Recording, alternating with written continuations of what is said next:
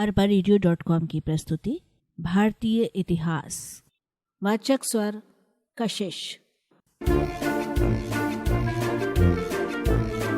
भारतीय राष्ट्रीय आंदोलन। पिछले अध्याय में आपने पढ़ा है कि 1857 के स्वतंत्रता आंदोलन को कुचलने का पूरा प्रयास अंग्रेजी शासन ने किया। भारत के इतिहास में इस आंदोलन के पश्चात नए युग की शुरुआत हुई। 1857 के स्वतंत्रता आंदोलन से जनता को एहसास हुआ कि देश की आर्थिक, राजनीतिक एवं सामाजिक परिस्थितियां देश के लोगों को एक दूसरे के समीप ला रही हैं। वे यह भी जानते थे कि लोगों को जागरूक करना होगा, उनमें राजनीतिक चेतना पैदा करनी पड़ेगी, तभी भारतीय राष्ट्र का लक्ष्य पाया जा सकता है। इसलिए यह जरूरी है कि लोगों में राष्ट्रीय एकता और राष्ट्रवाद की भावना को बढ़ावा दिया जाए। आप यह तो जानते ही हैं कि भारतीय राष्ट्रीय आंदोलन मूलतः विदेशी आधिपत्य के विरुद्ध एक संघर्ष था। ब्रिटिश शासन के अत्याचारों से उत्पन्न परिस्थितियों ने भारतीय जनता में राष्ट्रीय भावना विकसित करने में सहायता दी। वे परिस्थितियां कुछ इस प्रकार थीं। पहला, लोगों में जातीय घृणा, सामाजिक कुरीतियों एवं असमानता को दूर करने हेतु प्रयास। दूसरा, समूचे देश का राजनीतिक रूप से एकीकरण हुआ। तीसरा, डाक तथा संचार व्यवस्था प्रारंभ करना। चौथा, अंग्रेजी भाषा का प्रचार प्रसार करना। और पांचवा, अंग्रेजों के पक्षपातपूर्ण आर्थिक नीति और शोषण के कारण भी देश में राष्ट्रवाद का उदय हुआ। राष्ट्रीय एकता की भावना, देश प्रेम, सांस्कृतिक तथा ऐतिहासिक परंपराओं पर अभिमान की भावना को सामूहिक रूप से राष्ट्रवाद कहा जाता है। आपने यह पढ़ा है कि 18वीं सदी में इंग्लैंड में औद्योगिक क्रांति हुई। अंग्रेज व्यापारी विश्व भर के कई देशों में अपना माल बेचते थे। उन्हें अपने कारखानों के लिए सस्ते कच्चे माल तथा तैयार माल के लिए बाजार चाहिए था। इसलिए भारत के कृषि, उद्योग, व्यापार आदि की नीति अंग्रेजी अर्थव्यवस्था को बनाए रखने के लिए ही बनाई गई। अतः उन्होंने भारत का हर तरह से आर्थिक शोषण किया। इस नीति का हमारे देश के नेताओं ने डटकर विरोध किया। इसी विरोध की भावना से उत्पन्न विचार को आर्थिक राष्ट्रवाद भी कहा गया। भारतीयों को पाश्चात्य साहित्य एवं दुनिया के अन्य भागों की घटनाओं के बारे में जानकारी मिली। इससे उनमें राजनीतिक जागरूकता आई। अब भारतीय समझने लगे कि भारत के पिछड़ेपन के लिए ब्रिटिश शासन की आर्थिक नीतियां ही जिम्मेदार हैं, जिनके कारण किसान, शिल्पकार और कारीगर बर्बाद हो गए। उस समय से भारतीय समाज में शिक्षित मध्यम वर्ग का उदय हुआ, जिनमें वकील, शिक्षक, सरकारी कर्मचारी, व्यापारी आदि शामिल थे। यह समाज आधुनिक शिक्षा से प्रभावित और जागरूक था। इसने संवैधानिकता, लोकतंत्र जैसे आधुनिक विचारों को आत्मसात किया और उदार लोकतांत्रिक विचारों को स्वीकार भी किया। ब्रिटिश शासकों की नस्लवाद की भावना तथा प्रशासन में भारतीयों को न्यूनतम वेतन दिए जाने से उनके मन में क्षोभ उत्पन्न हुआ।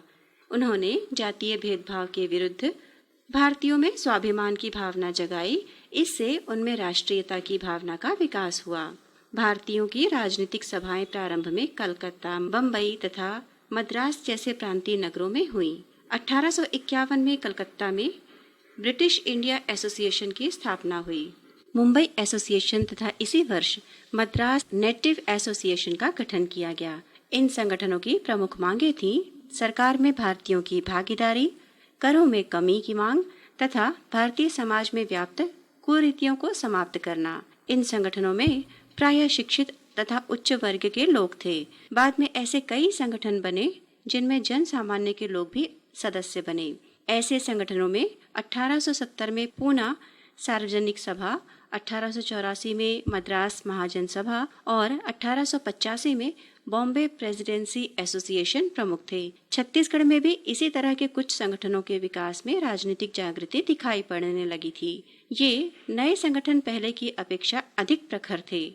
ये अंग्रेजों के भेदभाव एवं शोषण के विरोध में सभाएं करते थे। इनकी मांगे संपूर्ण भारत के लिए होती थी। सुरेंद्रनाथ बैनर्जी ने 1853 में कलकत्ता में आयोजित इंडियन एसोसिएशन की बैठक में देश के सभी भागों के लोगों को आमंत्रित किया। यह प्रथम अखिल भारतीय प्रयास था। कालांतर में एक अन्य अखिल भारतीय सम्मेलन बुलाया गया, जिसका प्रथम अधिवेशन 28 सितंबर 1885 को मुंबई के गोकुलदास तेजपाल संस्कृत पाठशाला में आरंभ हुआ। देश के विभिन्न भागों से 72 प्रतिनिधि इस अधिवेशन में सम्मिलित हुए थे। व्योमेश चंद्र बनर्जी इस अधिवेशन के अध्यक्ष थे। इसी अधिवेशन में अखिल भारतीय राष्ट्रीय कांग्रेस की स्थापना हुई। उन दिनों इन संगठनों के मुख्य उद्देश्य थे: पहला, भारत के विभिन्न भागों में रहने वाले लोगों को संगठित करना। दूसरा, धर्म, जाति आदि के भेद से परे एकता की भावना उत्पन्न करना। तीसरा, एक दूसरे की समस्याओं को जानना। चौथा, राष्ट्र की प्रगति के लिए आवश्यक उपायों पर विचार विमर्श करना। पांचवा, स्वतंत्रता, समानता तथा स्वराज्य में आस्था व्यक्त करना। 1876 में भैरमगढ़ बस्तर में विद्रोह हुआ था। कांग्रेस सम्मेलनों में हो रही चर्चाओं से सरकारी अधिकारी चिंतित होने लगे, क्योंकि शासन के बारे में जो कुछ कहा जा रहा था वह सच था। सरकार इसका खंडन भी नहीं कर सकती थी। कांग्रेस को लोकप्रिय न होने देने तथा भारतीयों की सदस्यता को रोकने के लिए सरकार ने कमर कस ली थी। उन दिनों ऐसे कार्यक्रमों में भाग लेने की अनुमति नहीं थी। कांग्रेस के प्रारंभिक नेता नरम विचारों वाले थे। उन्होंने अंग्रेजों का विरोध किए बिना देश की राजनीतिक आर्थिक प्रगति का प्रयास किया। अपनी मांगों को शासन के समक्ष रखकर देश की समस्याओं का हल निकालने का प्रयत्न किया। ब्रिटिश शासन ने अधिवेशनों में रुकावट पैदा करना शुरू कर दिया। इन सब विरोधों का सामना करते हुए राष्ट्रीय कांग्रेस अपना कार्य सुचारू रूप से करती रही। देश प्रेम की भावना से प्रेरित होकर बड़ी संख्या में युवा वर्ग राष्ट्रीय कांग्रेस में सम्मिलित होने लगे। महिलाएं भी अधिवेशनों में भाग लेने लगी। छत्तीसगढ़ में भी राष्ट्रभक्त युवकों की कमी नहीं थी। यहाँ के जागरूक नवयुवकों ने जन जन में देश प्रेम की भावना जगाने का प्रयास किया। इनमें पंडित माधवराव सप्रे का नाम प्रमुख है। उन्होंने 1900 में छत्तीसगढ़ मित्र नामक समाचार पत्र तथा 1906 में हिंदी केसरी के नाम से साप्ताहिक समाचार पत्र निकालकर लोगों में देश प्रेम की भावना को विकास किया।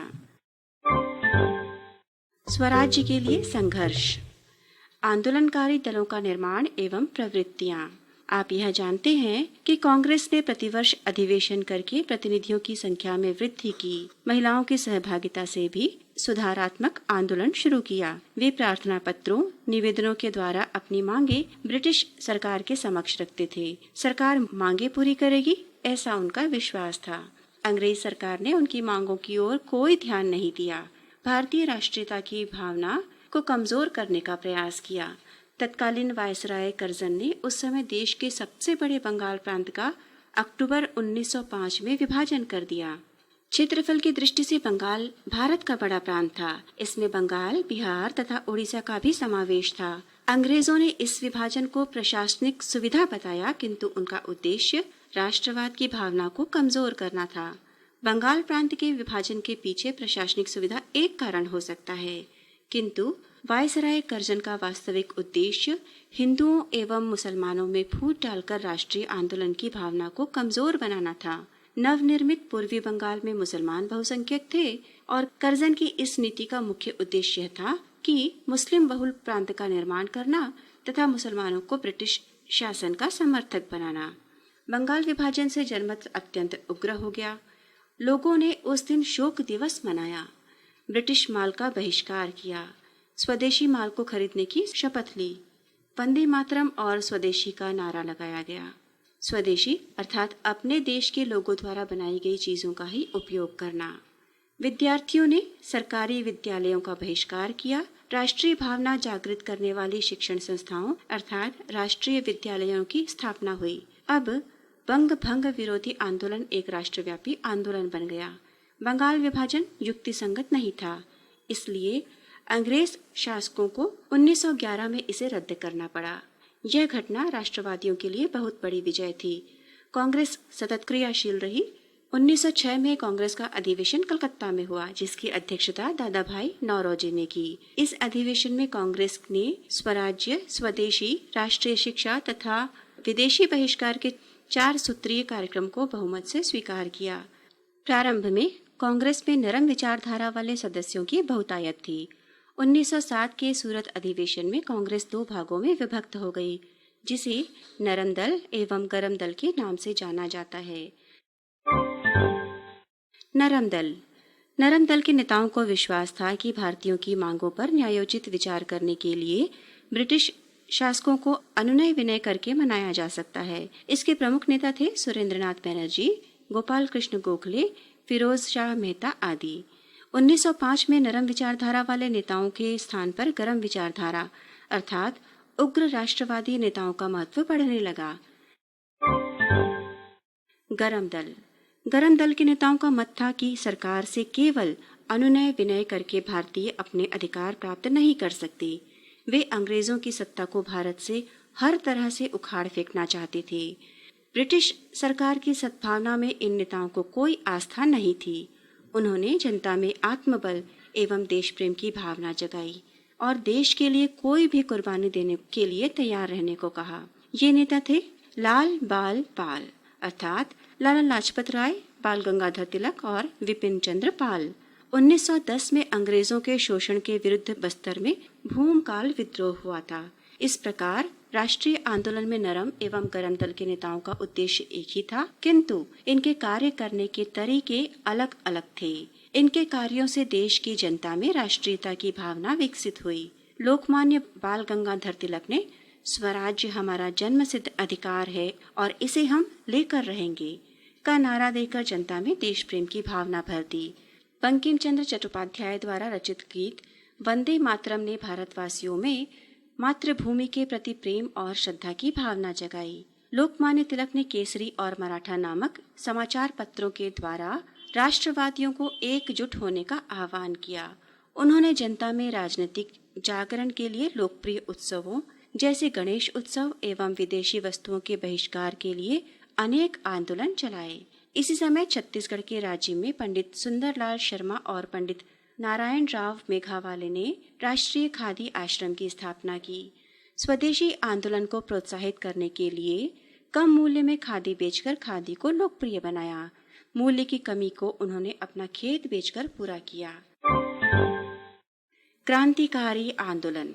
देश में ऐसे विचारधारा वाले नौजवान भी थे जो अंग्रेजों को जड़ से उखाड़ फेंकने के लिए उत्साही थे। वे सीधी कार्यवाही पर विश्वास करते थे। ऐसे उत्साही समर्पित नवयुवकों के संगठन को क्रांतिकारी दल के नाम से जाना जाता था। इस क्रांतिकारी संगठन के अधिकांश सदस्य जोशीले नौजवान थे।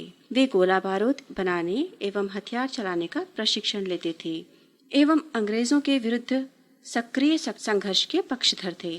वे महाराष्ट्र में अभिनव भारत एवं बंगाल में अनुशीलन समिति के सदस्य के रूप में सक्रिय थे। वे पंजाब और उत्तर भारत में भी अधिक क्रियाशील थे। इनके अलावा विदेशों में भी श्यामजी कृष्ण वर्मा, मैडम भीखाजी कामा, एम बरकत उल्लाह, BBS अय्यर, रास बिहारी बोस, BD सावरकर और ओबेदुल्ला आदि क्रांतिकारी प्रमुख थे। ये क्रांतिकारी अपने उद्देश्य में आंशिक रूप से सफल भी हुए। इनके आत्म बलिदान ने भारतीयों के हृदय में देश प्रेम और विदेशी सत्ता के विरुद्ध संघर्ष की भावना का प्रचार प्रसार किया। ये क्रांतिकारी देश के लिए प्रेरणा स्रोत बने। अंग्रेजों की भारतीयों में फूट डालो नीति के कारण ढाका के नवाब सलीम उल्लाह खां की अध्यक्षता में 1906 में मुस्लिम लीग की स्थापना हुई। प्रारंभ में मुस्लिम लीग ने ब्रिटिश सत्ता के प्रति निष्ठा प्रकट की थी।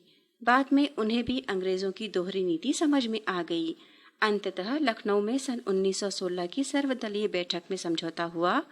परिणाम स्वरूप हिंदू मुस्लिम दोनों ने मिलकर असहयोग आंदोलन में अंग्रेजों के विरुद्ध जबरदस्त संघर्ष किया। छत्तीसगढ़ में भी क्रांतिकारी संगठन संचालित हुए। इन संस्थाओं में Malini reading club, people teachers association, कवि समाज राजिम एवं छत्तीसगढ़ बाल समाज प्रमुख संगठन थे।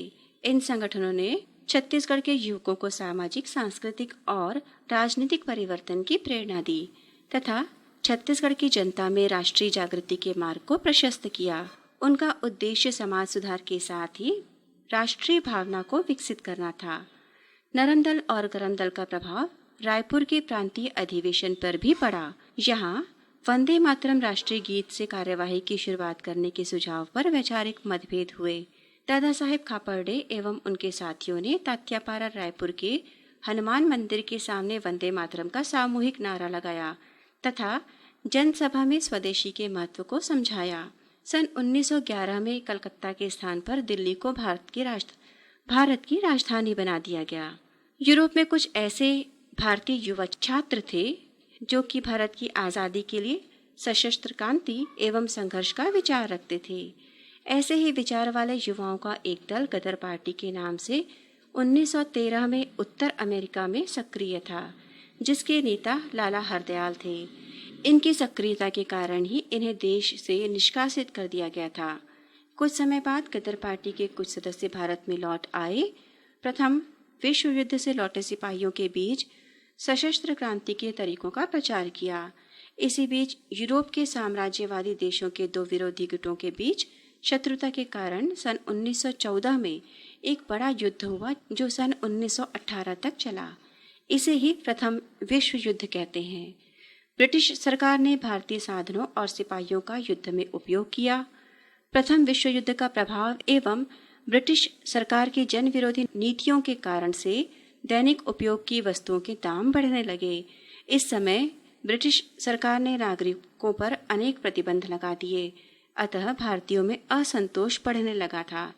ऐसी स्थिति को देखते हुए आयरलैंड से भारत आई महिला डॉक्टर श्रीमती एनी बिसेंट ने होम रूल आंदोलन प्रारंभ किया।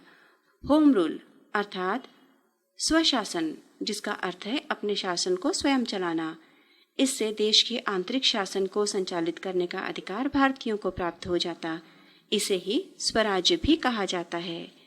डॉक्टर एनी बिसेंट एवं बाल गंगाधर तिलक ने संपूर्ण देश में सघन दौरा किया एवं स्वराज्य की मांग को लोगों तक पहुंचाया।